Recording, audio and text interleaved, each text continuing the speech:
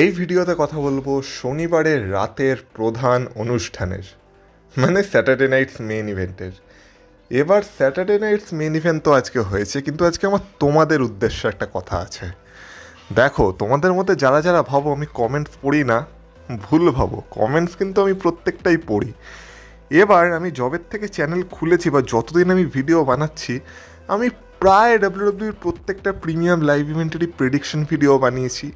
এবার যেমন প্রেডিকশন ভিডিওগুলো ধর্ম হয় আর কি, কোনো ক্ষেত্রে ঠিক হয়, কোনো ক্ষেত্রে ভুল হয়। এবার যখন আমার প্রেডিকশনগুলো ভুল হয় তখন কিন্তু আমি বহুত কমেন্ট দেখতে পাই যে দাদা কি হলো, তোমার তো প্রেডিকশন একটাও মিলল না, তোমার সব প্রেডিকশন ভুয়া, তুমি ডাব্লিউডাব্লিউ সম্পর্কে কিচ্ছু জানো না, ব্লা ব্লা ব্লা আরও কত কি। না, আমি বলছি না যে এইসব কমেন্ট তোমরা করতে পারবে না, অবশ্যই করতে পারবে, এটা তোমাদের অধিকার। কারণ আমার প্রেডিকশন ভুল হলে সেটা বলার অধিকার তোমাদের অবশ্যই আছে, তাই আমি এইসব কমেন্ট করতে বারণ করছি না। কিন্তু আমার কথা হচ্ছে যে যখন আমার প্রেডিকশন ভুল হয় তখন যেমন আমাকে নিয়ে তোমরা মজা নাও, যখন আমার প্রেডিকশনগুলো ঠিক হয় তখন তো আমি অত অ্যাপ্রিসিয়েশন দেখি না। হ্যাঁ, দু একজন অবশ্য বলো ঠিকই, আর যারা বলো যে হ্যাঁ দাদা তোমার প্রেডিকশন ঠিক আছে, তারা তো আমার মনের মধ্যে আছে। কিন্তু বাকি যারা যখন প্রেডিকশন ভুল হয় তখন কমেন্ট করো, তাদের একজনকেও কিন্তু আমি সেই সময় কমেন্ট বক্সে দেখতে পাই না। এরকম হলে তো চলবে না। যেমন নিন্দা করার সময় তোমরা থাকতে পারবে, তখন প্রশংসা করার সময় থাকতে তো হবে নাকি? তো চলো আজকে স্যাটারডে নাইটস মেন ইভেন্টের কথাই বলা যাক, আর কীভাবে আজকের ইভেন্টের জন্য আমার প্রত্যেকটা প্রেডিকশন ঠিক হয়েছে সেটা নিয়েও কথা বলবো এই ভিডিওতে। তাই ভিডিওটা পুরোটা দেখো, স্কিপ করো না, কারণ তোমরা দেখছো Rachel entertainer. So let's start the entertainment.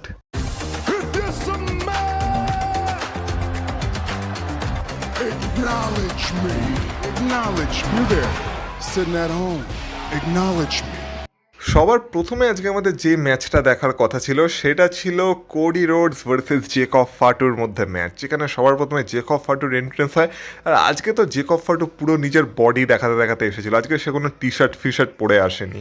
তো তারপর কোডি রোডসের এন্ট্রেন্স হয়, কিন্তু কোডি রোডসের এন্ট্রেন্স হতে হতে যখন রিংয়ে এসে সে ওয়া হো করতে থাকে, তখনই আমরা দেখতে পাই যে জেকব ফাটু তাকে অ্যাটাক করে দেয়। এবার যারা কালকের প্রেডিকশন ভিডিওটা আমার দেখেছিলে তারা জানো আমি বলেছিলাম যে এই ম্যাচের না হয় কোডি রোডস উইনার হবে, আর না হলে এই ম্যাচের কোনো রেজাল্টই বেরাবে না, ম্যাচটাই হবে না, ম্যাচের কোনো রেজাল্ট বেরাবে না।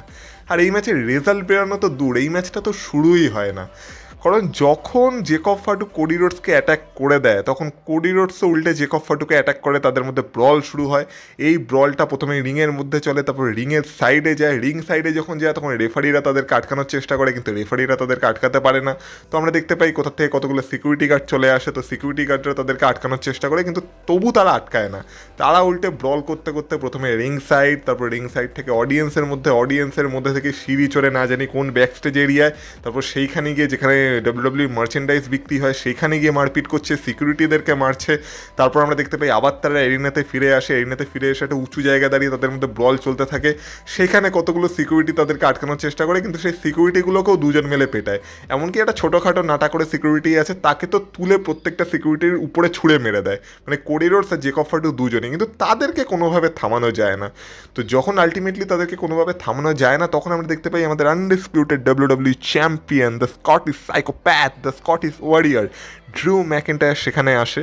সবার প্রথমে তো জেকব ফাটুকে সে উঁচু জায়গা থেকে নিচে একটা টেবিলে ফেলে, জেকব ফাটুর খেলা শেষ হয়ে যায়। তারপর কোডি রোডস মারতে যায়, কোডি রোডসকে দিয়ে দেয় একটা লো ব্লো, কোডি রোডসের অবস্থা খারাপ। তারপর কোডি রোডসকে একটা পাওয়ার বম মেরে একটা টেবিলের মধ্যে ফেলে দেয়।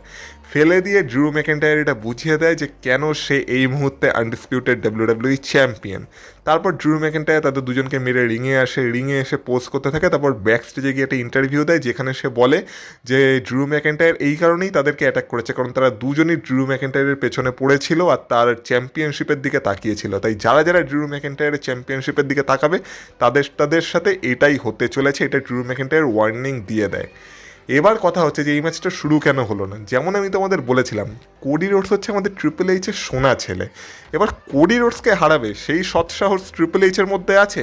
একদমই নেই। আর আমি এখানে ট্রিপল এইচের দোষ দিচ্ছি না, আমি বলছি না যে এখানে কোডি রোডসকে হারানো দরকার ছিল না, যেটা করেছে ঠিক আছে, কিন্তু ট্রিপল এইচ থাকতে কোডি রোডসের সামনে জেকব ফাটু জিতবে এটা কোনোদিন হতে পারে? হতেই পারে না। যেখানে হয়তো যদি জেকব ফাটু এই ম্যাচে কোডি রোডসকে হারাতে পারতো তাহলে জেকব ফাটুর স্ট্যাটাস আরও হাই হয়ে যেত, মানে জেকব ফাটু হয়তো আরও বড় লেভেলের সুপারস্টারে পরিণত হতে পারতো, কিন্তু ট্রিপল এইচ থাকতে সেটা হতেই পারে না।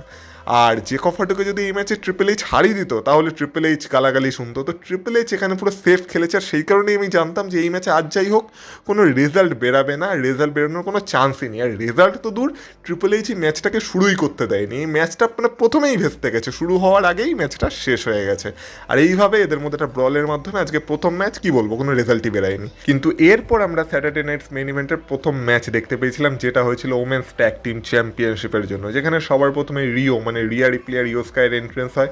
তারপর লিভ মর্গান আর রক্সেন পেরেজেরও সেখানে এন্ট্রি হয়। এবার ম্যাচটা ঠিকঠাক চলে, ম্যাচটা খুব একটা বাজে ম্যাচ ছিল না। এই ম্যাচে কিছু হয়তো মানে ভুলভ্রান্তি ছিল, যেমন কিছু স্পটে মনে হচ্ছিল যে রিয়া রিপ্লি চাইলে হয়তো রক্সেন পেরেজকে আটকাতে পারতো, কিন্তু সে আটকায়নি আর রক্সেন পেরেজ এসে আর কি পিন ভেঙে দিয়ে চলে গেছে। মানে এরকম কিছু ছোটোখাটো বচ এই ম্যাচে ছিল, কিন্তু ওভারঅল ম্যাচটার কোয়ালিটির যদি কথা বলা হয় ম্যাচটা ভালো কোয়ালিটির ছিল। ম্যাচের মধ্যে ফার্স্ট পেস অ্যাকশন ছিল, আর দুটো টিমই তাদের মানে যাকে বলে পুরো 100% দিয়ে লড়ছিল। এটা তুমি প্রায় প্রত্যেকটা ভিডিওতেই বলি, এটা নতুন কিছু নেই। কিন্তু হ্যাঁ, এই ম্যাচে অনেকগুলো পিন ব্রেক হয়েছে, মানে একদম লাস্ট মোমেন্টে গিয়ে মানে পিনফল ব্রেক হয়েছে, সেগুলো একটা মানে ভালো মোমেন্ট ছিল। এছাড়া যেমন এই ম্যাচেও আমি বলেছিলাম যে এই ম্যাচেও ইন্টারফিয়ারেন্স হতে পারে, সেরকম হয়েছে। যেখানে লাস্টে রাকেল রড্রিগেজ এখানে এসেছিল, রাকেল রড্রিগেজের ইন্টারফিয়ারেন্স হয়েছে। রাকেল রড্রিগেজ এসে ইও স্কাইকে অ্যাটাক করার চেষ্টা করেছিল, কিন্তু এখানে আমরা দেখতে পেয়েছি যে রাকেল রড্রিগেজকে আটকানোর জন্য স্টেফিনি ভ্যাকার চলে আসে। মানে স্টেফিনি ভ্যাকারের ইঞ্জুরি পুরোপুরি ঠিক হয়ে গেছে। তারপর আমরা দেখতে পাই স্টেফিনি ভ্যাকার আর রাকেল রড্রিগেজের মধ্যে একটা ব্রল হয়, তারাও আর কি অডিয়েন্সের মধ্যে চলে যায়। তারপর তারা ব্রল করতে করতে আর কি রাকেল রড্রিগেজকে রিং সাইড থেকে মানে মুছে ফেলা হয়। তো দেখে মনে হচ্ছে এদের মধ্যে রয়্যাল রাম্বলে কোনো একটা স্টোরি চলতে পারে, যেটারও আমি প্রেডিকশন করেছিলাম যে রয়্যাল রাম্বলে সম্ভবত আমরা রাকেল রড্রিগেজ আর স্টেফিনি ভ্যাকারের মধ্যে একটা ম্যাচ দেখতে পেতে পারি। আর যদি স্টেফিনি ভ্যাকারের ইঞ্জুরি ঠিক হয়ে গিয়ে থাকে তাহলে এই ম্যাচের সম্ভাবনা এখনও আছে। কিন্তু তারপর আবার যখন রাকেল রড্রিগেজকে রিং সাইড থেকে সরিয়ে নেওয়া হয় তখন আবার রিংয়ের মধ্যে অ্যাকশন যায়। আর রেফারি যেহেতু কিছুক্ষণের জন্য উল্টে ছিল, তো রেফারি আবার মানে হুশে ফেরে। আর তারপর আমরা দেখতে পাই রক্সেন পেরেজ ইও স্কাইকে পিন করতে যায়, কিন্তু ইও স্কাই সেখান থেকে কিক আউট করে। তো তারপর আবার একটা মানে খুব ব্রুটাল পিন ব্রেক হয়, যেখানে আর কি রিয়া রিপ্লি লাস্ট মোমেন্টে এসে ব্রেক করার কথা ছিল, কিন্তু রিয়া রিপ্লি পৌঁছাতে পারে না। যাই হোক না কেন, সেসব তো হতেই থাকে। কিন্তু ম্যাচের লাস্ট মোমেন্টে আমরা দেখতে পাই যে রিয়া রিপ্লি ইও স্কাইকে ট্যাগ করে দেয়, কিন্তু সেটা লিভ মর্গান দেখতে পায় না। আর লিভ মর্গান তার ফিনিশার অবলিভিয়ান মেরে দেয় ইও স্কাইয়ের উপর, আর ভাবে যে সেই ম্যাচটা এবার সে জিতে যাবে। কিন্তু তখন লিগাল মেম্বার ছিল রিয়া রিপ্লি, তাই রিয়া রিপ্লি তার রেপটাইট মেরে দেয় লিভ মর্গানের উপর। আর তারপর লিভ মর্গানকে পিন করে রিয়া রিপ্লি এই ম্যাচে তার টিমের জন্য জয়লাভ করে, আর তার ট্যাগ টিম চ্যাম্পিয়নশিপ মানে তার আর ইও স্কাইয়ের tag team championship successfully retain করে নেয়। এবার যেমন আমি বলেছিলাম যে এই ম্যাচে রাকেল রড্রিগেজের ইন্টারফারেন্স হতে পারে, সেটাও হয়েছে। যেমন আমি বলেছিলাম যে যেহেতু লিভ মর্গানের এই বছরের রয়্যাল রাম্বল জেতার প্রবণতা খুব বেশি, তাই লিভ মর্গান এখানে ট্যাগ টিম চ্যাম্পিয়নশিপ জিতবে না, সেটারই চান্স বেশি। ঠিক সেটাই হয়েছে। আর যেমন আমি বলেছিলাম যে রিও মানে রিয়া রিপ্লি আর ইও স্কাই তাদের ট্যাগ টিম চ্যাম্পিয়নশিপ এই ম্যাচে সাকসেসফুলি রিটেন করে নেবে, ঠিক তেমনটাই এই ম্যাচে হয়েছে। মানে এই ম্যাচেও আমার প্রেডিকশন পুরো 100% মিলে গেছে। মানে দুটো ম্যাচ, আর দুটো ম্যাচই আমার প্রেডিকশনের রেজাল্ট হচ্ছে 100%। এরপর আমরা দেখতে পাই এই রাতের মানে এই স্যাটারডে নাইটস মেইন ইভেন্টের হয়তো সবথেকে বেস্ট ম্যাচ, যেটা ছিল শিনসুকে নাকামুরা ভার্সেস এজে স্টাইলসের মধ্যে। এবার এজে স্টাইলস আজকে তার এন্ট্রেন্সে তার সেই পুরনো মুখোশ, যেটা সে তার এনজেপিডাব্লিউর সময় পড়তো, সেই মুখোশটাকে ফিরিয়ে এনেছিল। মানে আজকে এজে স্টাইলস পুরো নস্টালজিয়া ফিল করাতেই এসেছিল। আর যেমন এনজেপিডাব্লিউতে তাদের লাস্ট ম্যাচ ছিল শিনসুকে নাকামুরা আর এজে স্টাইলসের মধ্যে, তো সেরকমই আজকেও এজে স্টাইলসের বলা যেতে পারে ডাব্লিউডাব্লিউ কেরিয়ারের লাস্ট ম্যাচ, মানে লাস্টের আগের ম্যাচ এটা ছিল। যদি রয়্যাল রাম্বল এজে স্টাইলস সত্যি রিটায়ার হয়ে যায় তাহলে এটাই বলা যেতে পারে এজে স্টাইলসের কেরিয়ারের লাস্ট প্রপার ম্যাচ। তো সেটাও ছিল শিনসুকে নাকামুরার এগেনস্টে। এবার এজে স্টাইলস আর শিনসুকে নাকামুরা 2018 ভুলটাকে শোধরানোর খুব চেষ্টা করেছে, আর তারা শুধরেছে।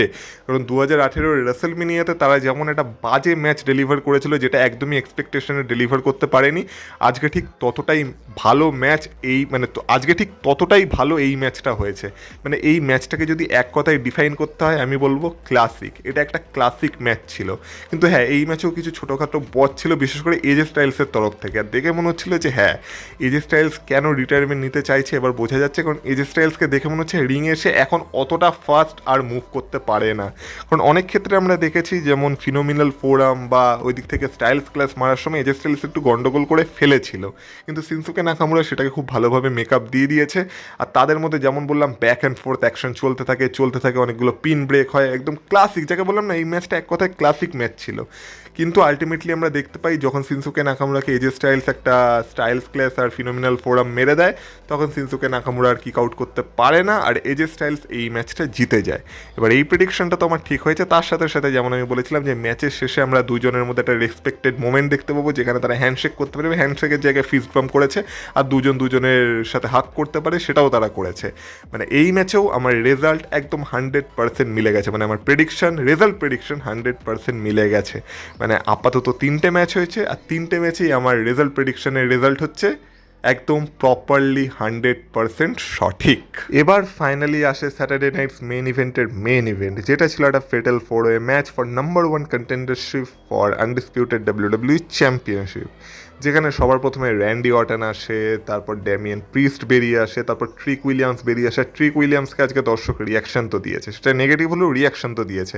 আর সবার শেষে মন্ট্রিয়ালের ওন মানে নিজের ছেলে স্যামি জেনও বেরিয়ে আসে। তো ম্যাচটা শুরু হয়, এই ম্যাচে র্যান্ডি অর্টনের পারফরমেন্স ভালো ছিল, আর যেমন আমি বলেছিলাম এই ম্যাচে ড্যামিয়ান প্রিস্টকে হয়তো বলির পাঠা করা হতে পারে, এই ম্যাচেও ঠিক তাই হয়েছে। মানে এই ম্যাচেও আমার প্রেডিকশন এই ক্ষেত্রেও মিলে গেছে। তো এই ম্যাচটা যেহেতু ফেটাল 4 হয়েছিল, এই ম্যাচে তো পুরো ফাস্ট পেস অ্যাকশন ছিল, এই ম্যাচে কোনো ঝিমানোর মানে সময়ই ছিল না। এই ম্যাচে কেউ না কেউ কখনো না কখনো কিছু না কিছু করেই চলেছিল। র্যান্ডি অর্টনের তরফ থেকে আমরা সেই ডাবল ডিডিটি দেখতে পেয়েছি, সেই রিং রোপ থেকে সে যে ডিডিটিটা দেয়। তাছাড়া ড্যামিয়ান প্রিস্টের তরফ থেকে আমরা বড় বড় চোক স্ল্যাম দেখতে পেয়েছি। ট্রিক উইলিয়ামসের তরফ থেকে ভালো ভালো মুভ ছিল, কিন্তু লাস্টে আমরা দেখতে পাই যখন আর কি আমাদের ড্যামিয়ান প্রিস্টকে স্যামি জেন তার ফিনিশার মেরে দেয়, তখন ড্যামিয়ান প্রিস্টার কিক আউট করতে পারে না। র্যান্ডি অর্টন শেষ মোমেন্টে এসে বাঁচানোর চেষ্টা করেছিল, মানে পিনটাকে ভাঙার চেষ্টা করেছিল, কিন্তু সেটাই র্যান্ডি অর্টন সমর্থ হয় না।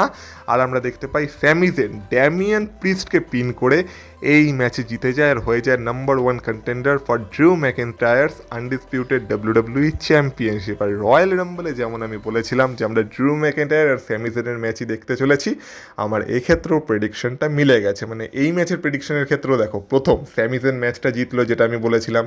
সেকেন্ড, রয়্যাল রাম্বলে যেমন স্যামি জেন আর ড্রিউ ম্যাকিন্টায়ারের ম্যাচ হবে বলেছিলাম, সেটাও মিলে গেছে। থার্ড, আমি বলেছিলাম এই ম্যাচে ড্যামিয়ান প্রিস্টকে বলির পাঠা করা হবে, ঠিক সেটাই হয়েছে। মানে ড্যামিয়ান প্রিস্টকে পিন করেই এই ম্যাচটা জেতানো হয়েছে। তো এই ম্যাচের ক্ষেত্রেও আমার রেজাল্ট প্রেডিকশনের রেজাল্ট একদম 100% অ্যাকিউরেট, মানে একদম 100% সঠিক। এবার তোমরা বলবে যে আজকের ভিডিওতে আমি নিজের এত বড়াই কেন করছি, নিজের প্রেডিকশনের এত বড়াই কেন করছি। করতে হয় ভাই মাঝে মাঝে, কারণ যখন ভুল হয় তখন আমাকে যতটা তোমরা নিন্দা করো, যখন ঠিক হয় তখন তো অতটা প্রশংসা তোমরা মন খুলে করো না। তাই যখন বাকি কেউ করে না, তখন একটু মাঝে মাঝে নিজের প্রশংসা নিজেরই করা দরকার, এতে জীবন ভালো চলে আর কি, আর মনটাও শান্ত থাকে। তো যাই হোক না কেন, সেই কারণেই বলছিলাম এটাকে সিরিয়াসলি নিও না, ঠিক আছে? তোমাদের যা কমেন্ট করার দরকার সেটা তোমরা কমেন্ট বক্সে কমেন্ট করতেই পারো, জাস্ট আমি মজা করে বললাম। কিন্তু হ্যাঁ, নিন্দা করলে অ্যাপ্রিসিয়েশনও কিন্তু করতে হয়, মানে অ্যাপ্রিসিয়েটও করতে হয়, এটা কিন্তু একটা ভালো রুটিন, মানে ভালো বিহেভিয়ার আর কি। যাই হোক না কেন, স্যাটারডে নাইটস মেইন ইভেন্ট আজকে আমি বলবো একটা অ্যাভারেজ ইভেন্ট ছিল, যেমন হয় আর কি প্রত্যেকটা স্যাটারডে নাইটস মেইন ইভেন্ট। তোমাদের কেমন লাগলো তোমরা অবশ্যই কমেন্ট বক্সে কমেন্ট করে বলো। আমার যে আজকে প্রত্যেকটা প্রেডিকশন মিলে গেছে, এই বিষয়ে তোমাদের মতামত কি, এটা তো আমি আজকে জানতে চাই, এটা অবশ্যই কমেন্ট বক্সে কমেন্ট করে বলো। আর এই চ্যানেলে যদি নতুন হয়ে থাকো তো চ্যানেলটাকে সাবস্ক্রাইব করে দিও, কারণ এখন স্যাটারডে নাইটস মেইন ইভেন্ট শেষ। এবার আমাদের নেক্সট মানে স্টেপ হচ্ছে রয়্যাল রাম্বল, মানে নেক্সট প্রিমিয়াম লাইভ ইভেন্ট, যেটা আমরা নেক্সট উইকেই দেখতে পাবো সোমবারে। আর মজার ব্যাপার তো এটা যে শনিবার রাতের মানে প্রধান অনুষ্ঠান আমরা দেখতে পাই রবিবার সকালে। ওয়াহ ওয়াহ ওয়াহ, কি না মানে কি সুন্দর ব্যাপার একটা। যাই হোক না কেন, এবার রয়্যাল রাম্বল আসতে চলেছে, স্যাটারডে নাইটস মেন ইভেন্ট শেষ হয়ে গেছে, এবার রয়্যাল রাম্বলের উপর মেন ফোকাস থাকবে। তাই রয়্যাল রাম্বলকে নিয়ে অনেক ভিডিও আসবে, তাই যারা এখনও চ্যানেলটাকে সাবস্ক্রাইব করোনি তারা কি করছো, এবার চ্যানেলটাকে সাবস্ক্রাইব করে দাও, ভিডিওটাকে হাইপ করে দিও। আর তোমাদের মতামত যেমন বললাম কমেন্ট বক্সে কমেন্ট করে বলো। তোমাদের সাথে কথা হবে আবার পরের ভিডিও, তো ততক্ষণ তোমরা ভালো থেকো, টাটা।